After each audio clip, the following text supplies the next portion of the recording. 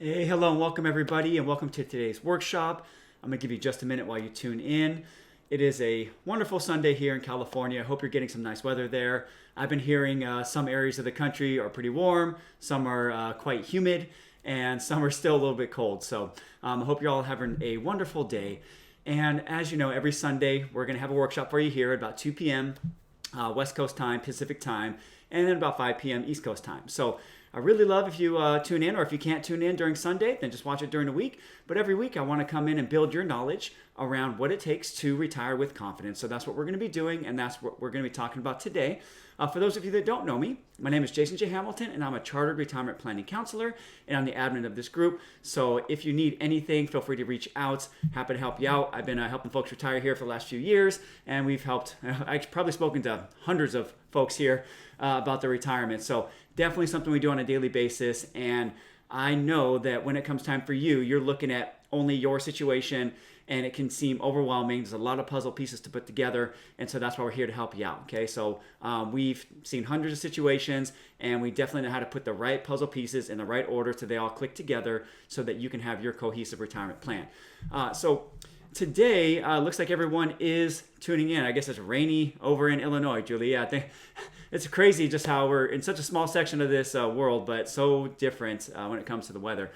But I wanted to discuss something today because for those of you that have joined anytime recently, I always try to ask you what's your number one question about planning for retirement. And I think the number one question is probably, can I afford it? But that we're going to talk about too. So I have some things coming for you around that and to help you really figure that out. But then number two is, healthcare, right? And the thing is with healthcare, you can't really know if you can afford it unless you know if you have healthcare in place, right? So for those of you that are retiring at 65 or after, it's a lot more predictable because you can look at what your Medicare costs are going to be depending on the supplements you choose. And that's a lot more predictable, I would say, than for those that want to retire before 65. And in general, that's what I get a lot of questions about. So my goal is to help serve those with the needs, right? Whatever needs you have, I want to help you answer those questions. And if you want to retire early, before 65, healthcare is probably going to be one of the number one things that you need to address. And it could be one of the most expensive things that you spend money on in the first few years of retirement. That is, unless you can figure out how to finagle your income. Finagle is a technical term if you didn't know that. But if you can figure out how to adjust your income sources so that your income stays below the federal subsidy limits. And so we're going to talk about that today. First, we're going to talk about what is included as income. And then we're going to talk a little bit about what those limits are. And then I want to share with you some tips and tricks possibly to help you, get qualified for at least some sort of subsidy and maybe reduce your retirement expenses in the early years, if at all possible, okay? For some folks, it's just not possible because they have too much coming in from pensions and things, but for a lot of folks, they don't have pensions, and so I think it's really possible, especially if you are good about planning ahead of time. So one of the other questions that pops up is, when should I start planning for retirement?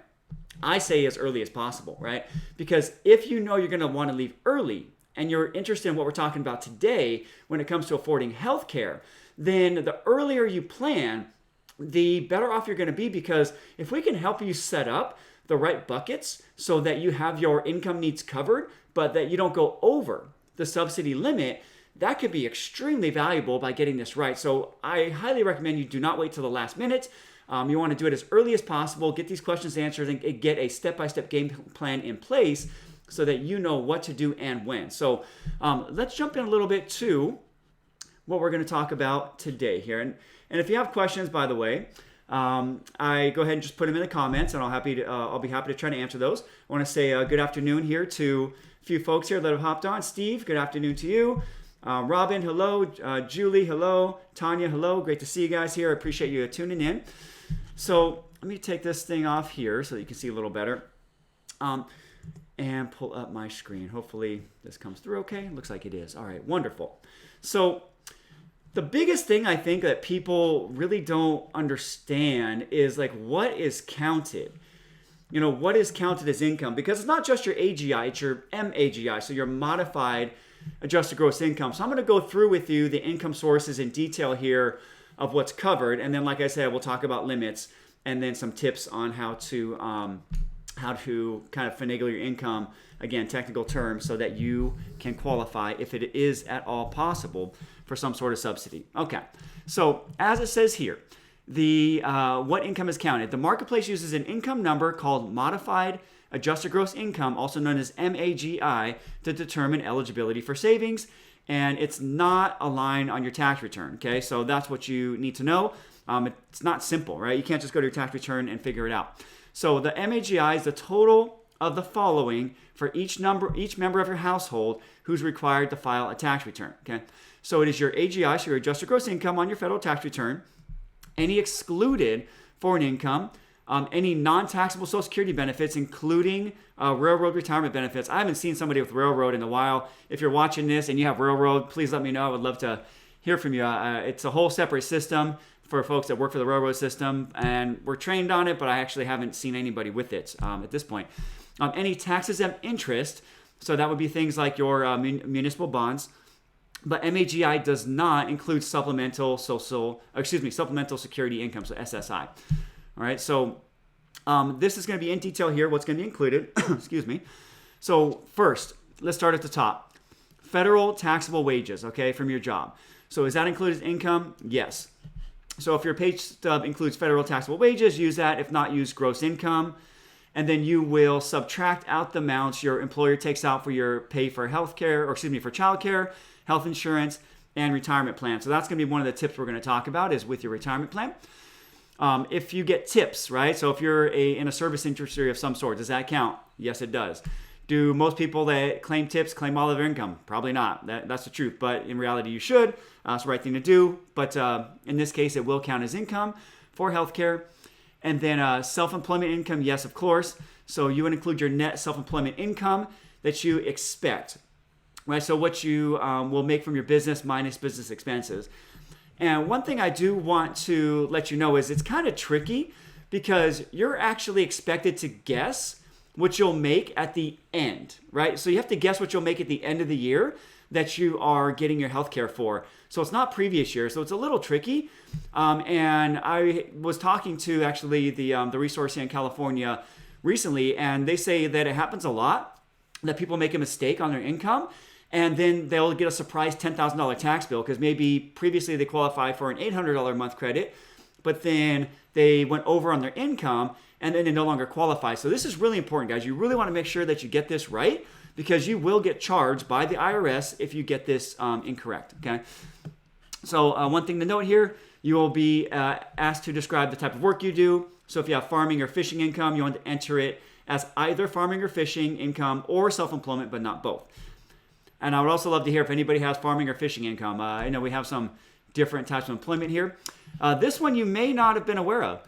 Unemployment compensation. Okay, so unemployment does count for your MAGI. It does count as income generally, depending where you're at, but unemployment compensation definitely is included. Another thing that may be annoying to you, Social Security. It does count, okay? So you want to include both taxable and non-taxable Social Security income and enter the full amount before any deductions, okay? If you have Social Security disability income, so SSDI, that does count. But again, you do not include supplemental security income, so no SSI. Do you include retirement or pension income? Yes.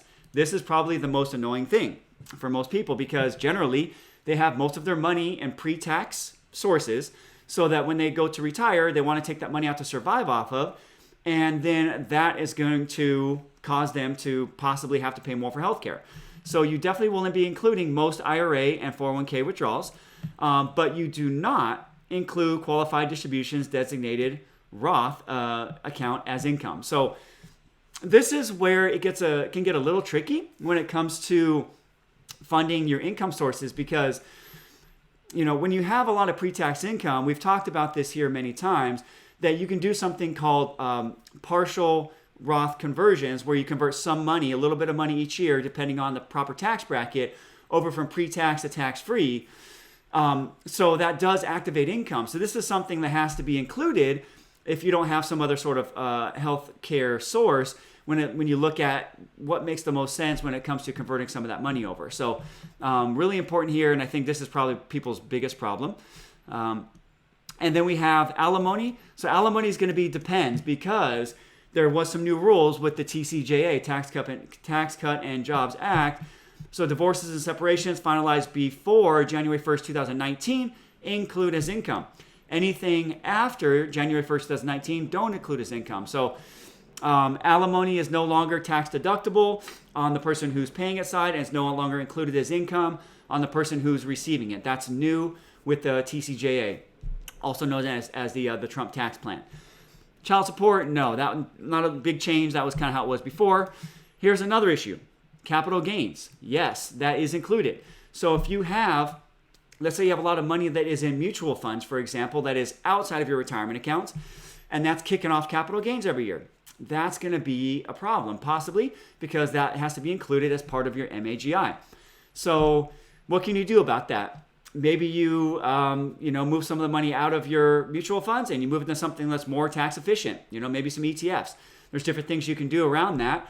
But if you're getting close here, all these little moves, they really do add up to possibly helping you qualify for $4,000 to $10,000 a year of subsidy. So these are all little things you want to be aware of. Investment income, yes, investment income counts.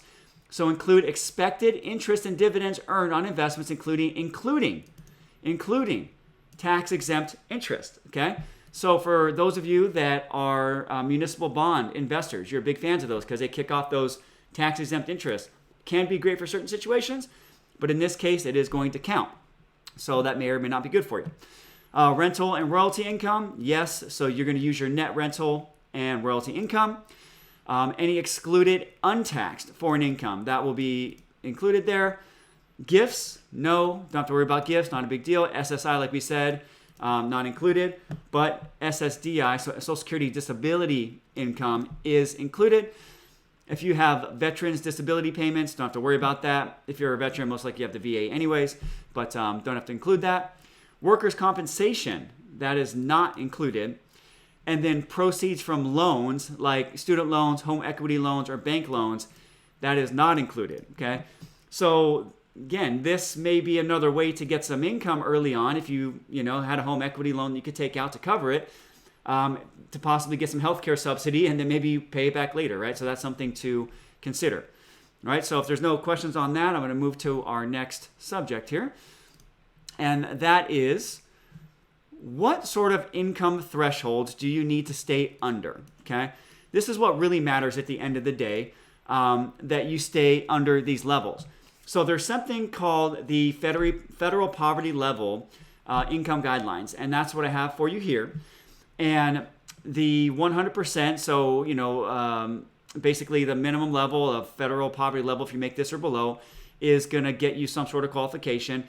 In some states, like California, I believe it's $22,000 or below that you fall under Medi-Cal, right? So if you make $22,000 or below, I believe, don't quote me on that, but it's somewhere around there in California, you will fall on Medi-Cal, so you will not be able to get a marketplace plan. So you really want to look at this closely depending on your state, because in all honesty, a lot of times the Medi-Cal types or the Medicaid, depending on the state you're in, those types of healthcare are not quite as good as some of these plans. But some states, they are good. But, this is going to be state to state. So we're talking federal here. So you really want to look into this for your state if you're going to be on the border. But what you want to make sure, okay, these are the numbers that you really want to make sure that you stay under when it comes to your MAGI if you are going to be retiring early, okay? This is really important. So 400%, okay? So this is the magic number that you want to stay under. The more you are under this level, the more or the less you're expected to pay, you could say, or the percentage of the premium you're expected to pay goes down. But for people that are single, that are going to be filing single for their tax returns in the year they retire, want to stay under $48,560. That's for 2019. So this will probably be inflated up, so for cost of living in 2020, probably only a few $100s, but this is a good guideline that you want to stay under. And then for couples, you want to stay under $65,840, okay? If you have any other folks that are in your home that you're taking care of that count as dependents, then that goes up here. But generally, most folks in going into retirement are going to be either single or married filing jointly. And so these are the numbers that you want to stay under. Okay. So like it says here, expected premium contribution. So that's the amount you're expected to contribute if you are at or below these levels. If you're over 400%, you have nothing, right? You get nothing here. So it's actually like pretty sad because I faced this, when I was starting my business. And then, when you're starting a business, you're putting everything back into it. So I had very low income. I was living off savings and I didn't have any technical income. I actually wanted to buy a Obamacare or an ACA plan, and I was told no, that I could not buy one. I had no choice except to use Medi-Cal insurance. So luckily, I'm not really someone who gets sick, so I didn't have to worry about it too much. But this is something as a early retiree you might face because you might have good savings, but you may not have income sources. So if you don't have any income sources and you fall down below the Medicaid guideline, you may get stuck with Medicaid unless you plan this properly. So you actually may want to take some money out of a tax-deferred account to create some income so that you don't fall into one of those state, those kind of Medicaid plans.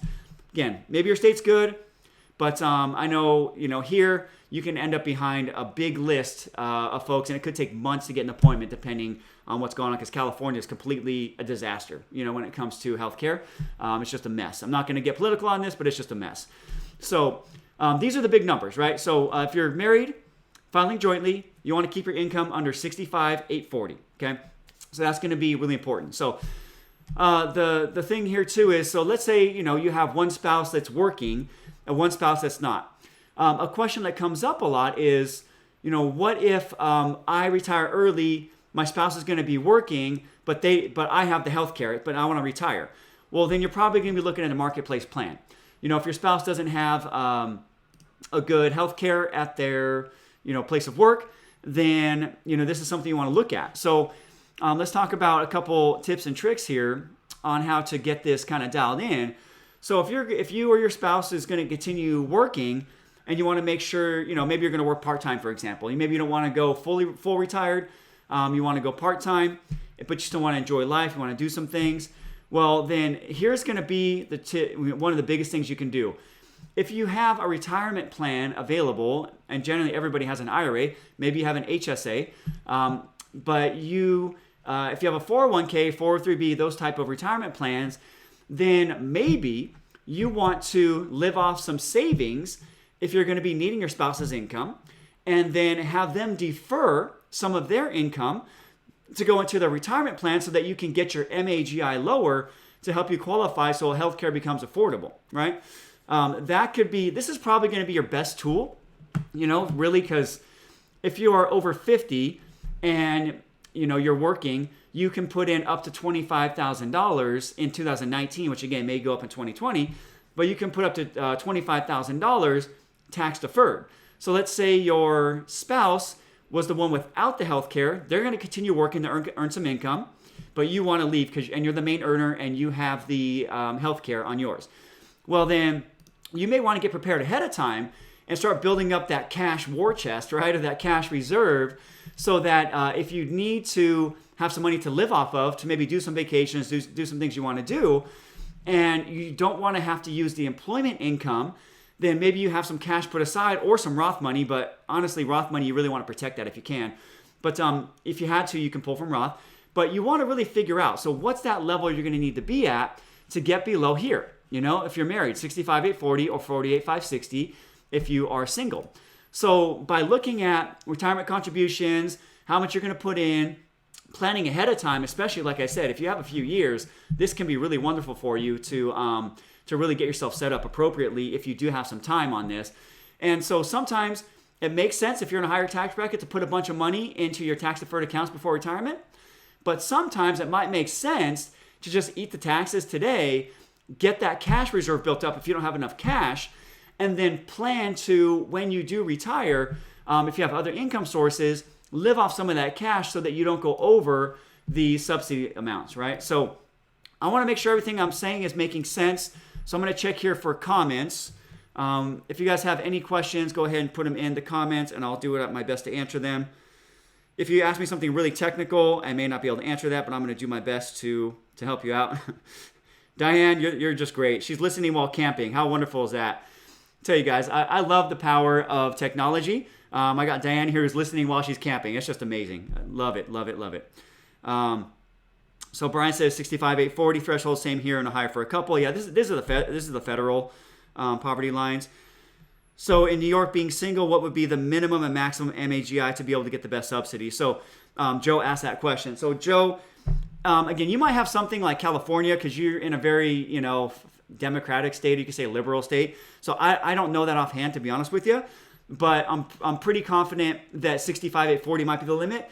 But in California, they are going to be raising this to, I think, $75,000 because now they passed something where they're going to be providing health care for folks that are undocumented here before it was 18 and under. Now it's going to be 18 to 26. They're going to add that on. But they're going to also raise the federal poverty level where you can qualify for some health care up to 600%, I believe. So it'll be 75,000 and change in California. So you really want to look into that, but I think 65 is safe, but it's going to depend on your state.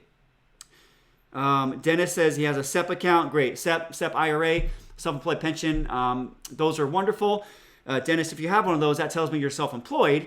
So that means I think you could put up to 56,000 or 54,000, I believe, if you're working. So if you wanted to retire early and do some part-time work, a SEP is wonderful because you could put up to 25% of your net earnings in there to help you lower that MAGI. So I think that would be great. Joe says, I can basically decide how much I want to make as I'll be taking money from my IRA. So having said that, what is the best amount to take where I would be eligible to get the best subsidy for medical? So Joe, just like I said, I don't know if you're single or, Joe, if you want to tell me if you're single or going to be filing jointly, but if you're single, as a safe level, you want to do 48,560, but check your state's guidelines just in case. But you want to make sure you're staying under 48,560, okay? That is going to be important.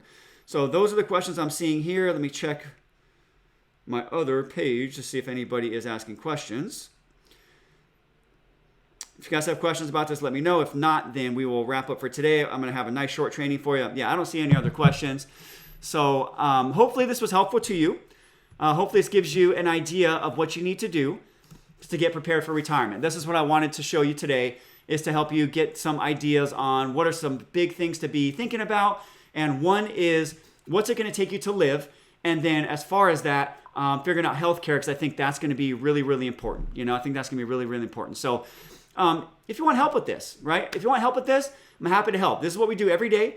Income timing is one of the most important and valuable things when it comes to early retirement. So what that means is where you're going to take money from, in what order to create the most tax efficiency. And then if you need a subsidy, if you need some help qualifying for some of this, then making sure that your plan's properly designed so that you have the things in order that you need to make sure that this works for you. So if you'd like some help, you can go to keepitsimplefinancial.com/talk. Once again, that's keepitsimplefinancial.com/talk. And that's where you will find my calendar page. And if you'd like to schedule an appointment there, it is complimentary. And we'll spend about 45 to 60 minutes really working on the game plan for your retirement. We're going to figure out where you're at, all the things that you've currently done, maybe some things that you need to do, where you need to go, and then we'll talk about how to help you get there. And if that's some things that you need some help with, we can discuss that as well. So I really hope this was helpful for you today. Have a great and wonderful weekend, and I'll be seeing you guys very soon, all right? Have a good one now. Bye-bye.